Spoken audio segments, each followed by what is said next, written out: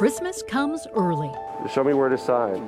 I've been waiting to do this signature for 9 months. COVID vaccines are being administered in Colorado. Tonight at 6, we'll talk about the challenges ahead. It's kind of like, to be honest, imagine just going up a roller coaster. And the hard work that got us here. I think Colorado can be quite proud of the ways that we've contributed to the effort. Plus, a golf course is closed after employees start testing positive.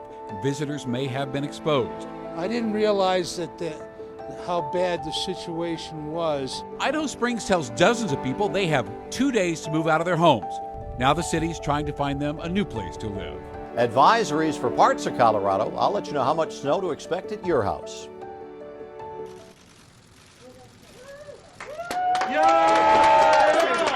Boy, has getting a shot ever seemed so appealing?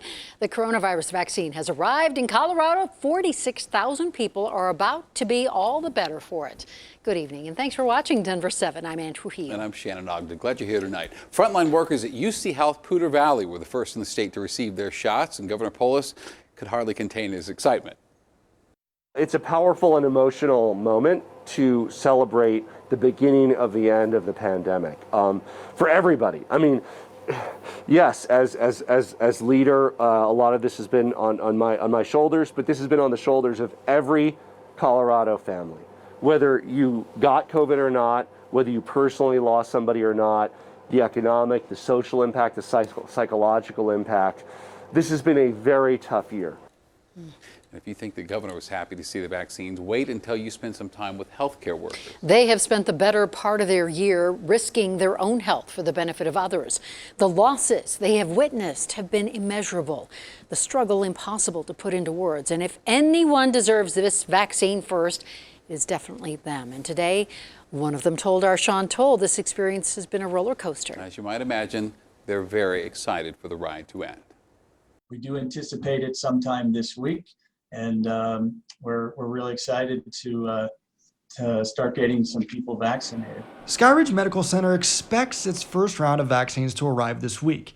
They've been working on protocols for weeks to administer them. The process is in place, but even the timing and the dates and the time for the different providers and the staff to come by, we haven't set that up yet because we don't know when this is going to start. They've even set aside the people who are at the front of the line, since there won't be enough for everyone this time. We have the different tiering system, get certain groups vaccinated first. And those are the providers and the staff that are in the ER and the ICU and that are daily taking care of our COVID patients. And they're even splitting up vaccines among Health One hospitals to make sure at least some staff at all locations are covered. Don't know the exact amount because we actually are also making sure that all of our hospitals, we want to be able to, if needed, supply them with some vaccine too. Health One's first vaccines are expected to arrive at Presbyterian St. Luke's late Tuesday. They plan on getting needles in arms as soon as they can.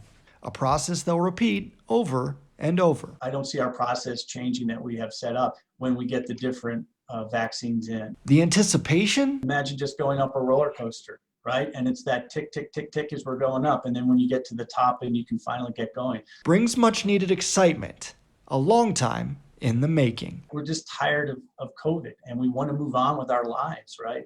And if this is the first step in getting back down to some normalcy, then it's hard not to be excited. Sean Toll, Denver7. And Colorado's contributions to the creation of a vaccine are many. Denver7's Liz Gilardi looks back at the hard work that brought us to this moment.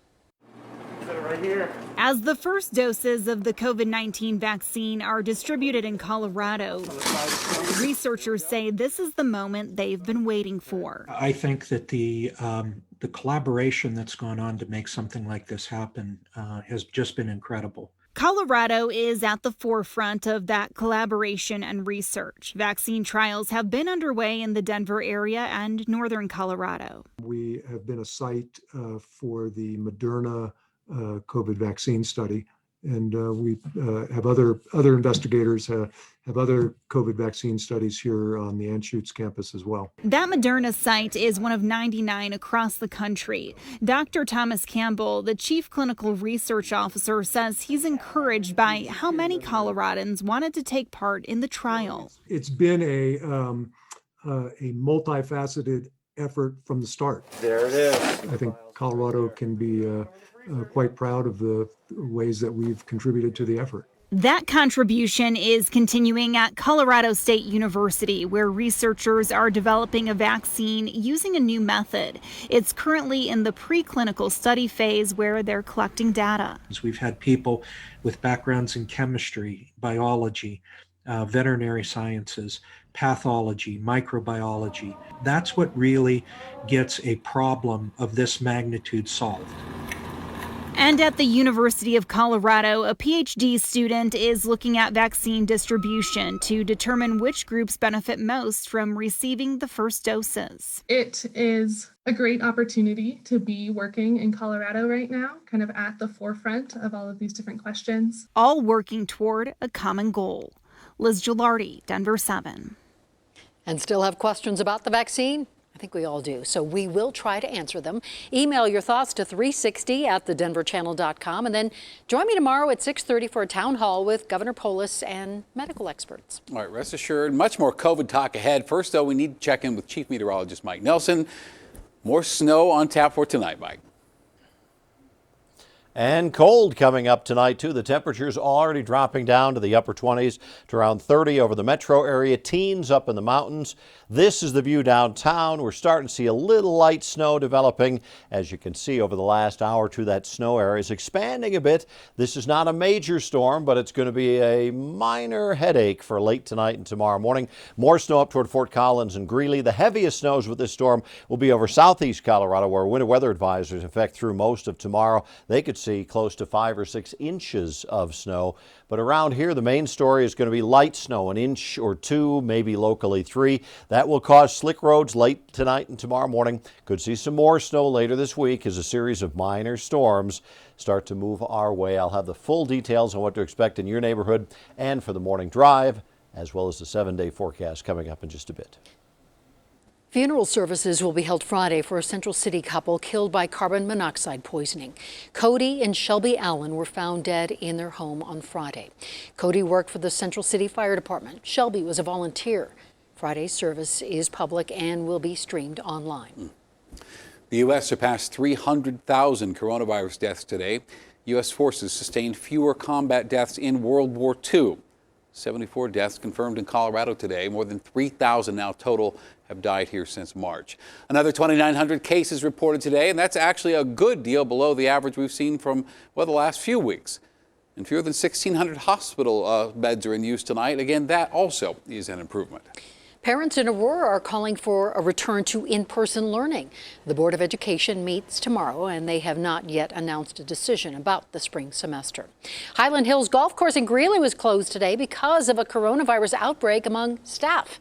Several employees have tested positive over the last 2 weeks, and visitors may have been exposed. 8 additional Denver businesses have been cited for breaking COVID safety rules. The violations vary. The Hertz on 78th was ticketed because customers were standing too close together. WT Shorty's, a sports bar on Oneida, punished because its outdoor patio wasn't properly ventilated. The Shorty's owners tell Denver7 they didn't realize they were breaking any rules until the health inspector showed up. The Eaton School Board will meet this evening to approve a new logo for the high school. The Fighting Reds name will remain. The Native American mascot will go. Colorado's 9 electors submitted their votes for President-elect Joe Biden today. They were happy to do it, though some of them believe the current way of doing things a little outdated. I am on record as opposing the Electoral College. I don't see any reason why we ought to have this antiquated entity. It's not right that I have this privilege and others don't. All 9 of the electors present at the state capitol were Democrats. Now, had President Trump won Colorado, the 9 ballots would have been cast by Republicans. They gave us 48 hours to vacate. Out of house and home in Idaho Springs. Coming up, why a lodge had to be condemned and what comes next for its 30 tenants. It's a very unfortunate situation. Plus, put off those Christmas shopping plans until Sunday. The Broncos are playing this Saturday right here on Denver7.